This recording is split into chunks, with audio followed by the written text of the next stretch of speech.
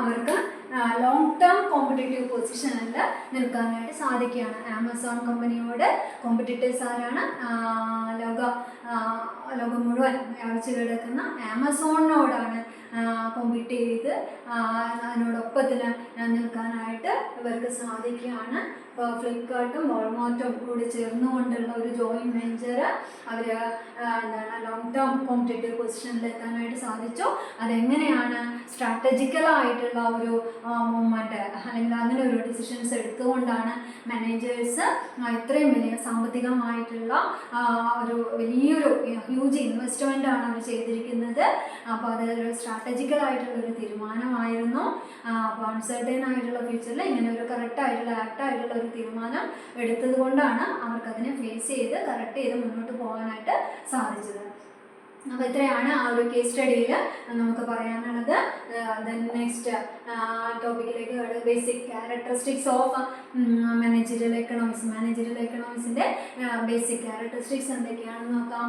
എന്തൊക്കെയാണ് ക്യാരക്ടറിസ്റ്റിക്സ്? ഇതിൽ വരുന്ന ക്യാരക്ടറിസ്റ്റിക്സ് എന്തൊക്കെയാണെന്ന് വെച്ച് കഴിഞ്ഞാൽ ഇതിൽ മൈക്രോ എക്കണോമിക് ഇൻ നേച്ചറാണ്. മാനേജറിയൽ എക്കണോമിക്സ് നമ്മൾ ആദ്യമേ തുടങ്ങി പറഞ്ഞുകൊണ്ടിരുന്ന കാര്യമാണ്. മാനേജറിയൽ എക്കണോമിക്സ് എന്ന് പറയുന്നത് സൂക്ഷ്മ സാമ്പത്തിക ശാസ്ത്രത്തിൻ്റെ ഒരു ആപ്ലിക്കേഷനാണ്. മൈക്രോ വളരെ ഇൻഡിവിജ്വൽ ആയിട്ടുള്ള കാര്യങ്ങളെല്ലാം മാനേജ്മെൻറ്റിൽ അപ്ലൈ ചെയ്യുന്ന ഒരു സൂക്ഷ്മ സാമ്പത്തിക ശാസ്ത്രമാണ്. അതിൻ്റെ ആപ്ലിക്കേഷനാണ് മാനേജറിയൽ എക്കണോമിക്സ്. അതാണ് അതിൻ്റെ ഏറ്റവും ബേസിക് ആയിട്ടുള്ള ഒരു ക്യാരക്ടറിസ്റ്റിക്സ് ആയിട്ട് പറയാനുള്ളത്. മൈന്യൂട്ടായിട്ടുള്ള കാര്യങ്ങൾ വരെയൊക്കെ നമ്മളിതിൽ പഠിക്കുന്നുണ്ട്, ശ്രദ്ധിക്കുന്നുണ്ട്. അതിൽ ഓരോന്നിലും നമ്മൾ എക്കണോമിക്സ് മാനേജ്മെൻറ്റിൽ ഈ സാമ്പത്തികമായിട്ടുള്ള കാര്യങ്ങളെല്ലാം നമ്മൾ അപ്ലൈ ചെയ്യുന്നുണ്ട്. ദെൻ ഗോൾ ഓറിയൻറ്റഡ് ആയിട്ടുള്ള ഒരു ക്യാരക്ടറിസ്റ്റിക്സ്. ഗോൾ ഓറിയൻറ്റഡ് ആണ്, ലക്ഷ്യാധിഷ്ഠിതമാണ്. മാനേജ്മെൻറ്റ് എന്ന് പറയുന്നത് ഗോൾ ഓറിയൻറ്റഡ് ആണ്. പ്രോഫിറ്റാണ് അൾട്ടിമേറ്റ് ചെയ്യുമെങ്കിലും അതല്ലാതെയും ഒരുപാട് ലക്ഷ്യങ്ങൾ മാനേജ്മെൻറ്റിന്, ബിസിനസ്സിനുണ്ട്, മാനേജ്മെൻറ്റിനുണ്ട്, ഫേമുകൾ ഏതൊരു ഓർഗനൈസേഷനും ഉണ്ടാകും. അപ്പോൾ അങ്ങനെയുള്ള ഗോൾ ഓറിയൻറ്റഡ് ആണ് മാനേജീരിയൽ എക്കണോമിക്സിനും. ഗോൾ ഓറിയൻറ്റഡ് ആണ്, ലക്ഷ്യാധിഷ്ഠിതമാണ്. ആ ലക്ഷ്യം ആദ്യം ഫിക്സ് ചെയ്യുന്നു. ദെൻ അതിലേക്കുള്ള ഒരുപാട് തീരുമാനങ്ങളും ആൾട്ടർനേറ്റീവ്സും എടുത്തുകൊണ്ട് നമ്മൾ ആ ലക്ഷ്യത്തിലേക്ക് എത്തിക്കാനുള്ള ഗോളിലേക്ക് എത്താനുള്ള വഴികളാണ് നമ്മളിതിൽ ചെയ്തുകൊണ്ടിരിക്കുന്നത്. ദെൻ പ്രിസ്ക്രിപ്റ്റീവ് ആണ്. മാനേജറിയൽ എക്കണോമിക്സ് എന്ന് പറയുന്നത് പ്രിസ്ക്രിപ്റ്റീവ് ആണ് എന്ന് നമുക്ക് പറയാൻ പറ്റും. ഓരോ കാര്യങ്ങളും നമ്മൾ പറയുക മാത്രമല്ല, അത് ഓരോന്നും നമ്മൾ എന്ത് ചെയ്യണം? അപ്ലൈ ചെയ്യുന്നുണ്ട്. മാനേജ്മെൻറ്റിൽ നമ്മൾ തത്വങ്ങളും ശാസ്ത്രങ്ങളും ടൂളുകളും ഓരോ ഡിസിപ്ലിനും നമ്മൾ എന്ത് ചെയ്യുന്നുണ്ട്? അത് അപ്ലൈ പ്രാവർത്തികമാക്കുന്നുണ്ട് എന്ന് നമുക്ക് പറയാൻ പറ്റും. ദെൻ കൺസെപ്ച്വൽ പ്ലസ് ക്വാണ്ടിറ്റേറ്റീവ് ആണ്. അപ്പോൾ ഇതൊരു കൺസെപ്ച്വൽ ആണ്. അതിനൊരു എന്താന്ന് പറയാം, ഒരു കൺസെപ്റ്റ്, അതിൻ്റെ പിന്നിലൊരു മാനേജറിയൽ എക്കണോമിക്സ് എന്ന് പറയുന്നത് അതൊരു കൺസെപ്ച്വൽ ആണ്. അതിൻ്റെ ഓരോ തത്വങ്ങളും ശാസ്ത്രങ്ങളും അങ്ങനെയുള്ള തത്വങ്ങൾ അതിൽ വരുന്നുണ്ട്. ഓരോ പ്രിൻസിപ്പിൾസും കൺസെപ്റ്റുകൾ ഓരോന്നും വരുന്നുണ്ട്. അത് ക്വാണ്ടിറ്റേറ്റീവ് ആയിട്ടുള്ള ഒരു മെഷർമെൻറ്റ് കൂടി ചേർത്തുകൊണ്ടാണ് നമ്മളത് അപ്ലൈ ചെയ്യുന്നത്.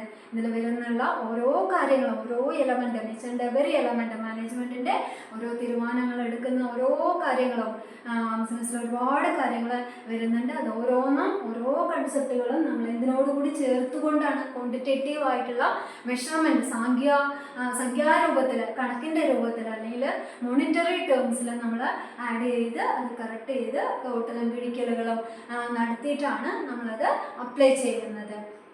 ഇതൊക്കെയാണ് ഒരു മാനേജറിയൽ എക്കണോമിക്സിൻ്റെ ബേസിക് ക്യാരക്ടറിസ്റ്റിക്സ് എന്ന് പറയുന്നത്. അപ്പോൾ നമ്മൾക്ക് സമപ്പ് ചെയ്ത് പറയുകയാണെങ്കിൽ managerial economics, scope of managerial economics എന്ന് പറയുന്ന ഈ ഒരു ചാപ്റ്റർ സമപ്പ് ചെയ്ത് പറയുകയാണെങ്കിൽ എന്താണ്? മാനേജറിയൽ എക്കണോമിക്സ് എന്ന് പറയുന്നത് ഒരു അപ്ലൈഡ് മൈക്രോ എക്കണോമിക്സ് ആണ്.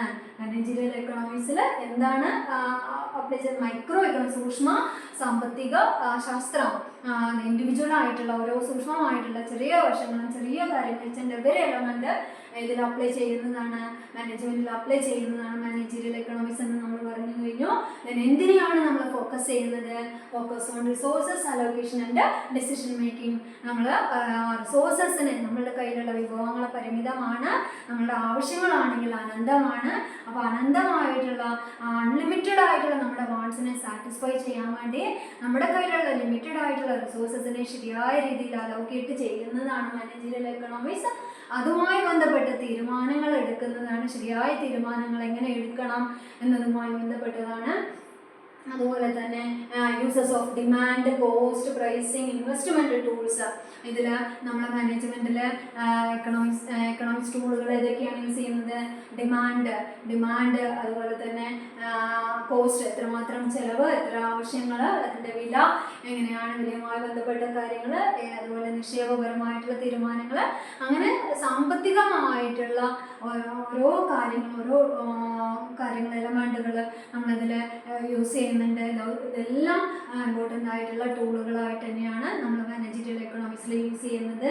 Then helps firm maximise efficiency and profit.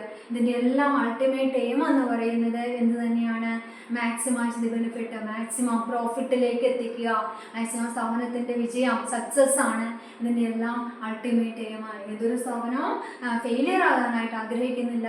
അപ്പോൾ എങ്ങനെയെങ്കിലും നമ്മൾക്ക് എന്തിലേക്ക് എത്തിച്ചേരണം? സക്സസ്സിലേക്ക്, വിജയത്തിലേക്ക് എത്തിച്ചേരണം. അപ്പോൾ അതിന് ശരിയായ തീരുമാനങ്ങളിലൂടെ, ശരിയായ ടൂളുകൾ യൂസ് ചെയ്തുകൊണ്ട്, ശരിയായ ഡിസിഷനിലൂടെ, നമുക്ക് കറക്റ്റായ ആപ്ലിക്കേഷനൊക്കെ യൂസ് ചെയ്തുകൊണ്ട് നമുക്ക് ആ എയിമിലേക്ക്, സക്സസ് എന്ന് പറയുന്ന ആ ഒരു ലക്ഷ്യത്തിലേക്ക് എത്തിച്ചേരാനായിട്ട് സാധിക്കും എന്നുള്ളതാണ് ഇവിടെ ഉദ്ദേശിക്കുന്നത്. അപ്പോൾ ഇത്രയാണ് ഈ ഒരു ചാപ്റ്ററിൽ പഠിക്കാനുള്ളത്. അപ്പോൾ എല്ലാവർക്കും മനസ്സിലായി കാണുമെന്ന് വിചാരിക്കുന്നു. Thank you.